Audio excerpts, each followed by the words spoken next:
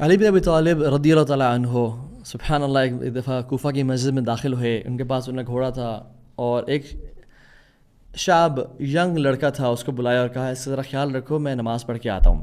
جیسے مسجد میں داخل ہوئے جیب میں ہاتھ ڈالے, دیکھا 1 دینار تھا اور نے کہا کہ اس کو میں 1 دینار دے دوں گا. حالانکہ وہ زیادہ تھا لیکن ان کا دے دوں گا اس کو میں فار ہز سروسز رائٹ. نماز پڑھ کے واپس آئے, دیکھا نہ وہ لڑکا کھڑا ہے اور نہ ان کے گھوڑے کی سیڈل ہے. تو مسکرایا اور دیکھا کہ وہ لڑکا ہی بھاگ گیا اور وہ سیڈل بھی چوری کر گیا.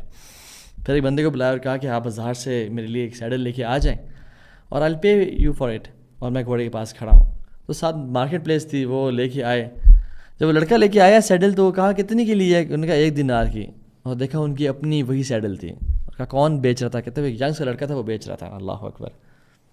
تو کیا کہتے ہیں, اردت ان اعطیہ حلالا فابا الا ان یاخذہ حراما. سبحان اللہ.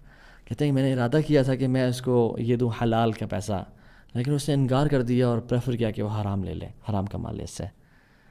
یعنی کچھ ہی دے کر وہ انتظار کر لیتا تو علی بن ابی طالب اس کو 1 دینار دیتے, لیکن اس نے پریفر کیا کہ وہ جو رزق ہے وہ حرام کے ذریعے وہ کما لے, اور ٹائم تقریباً اتنا ہی لگا.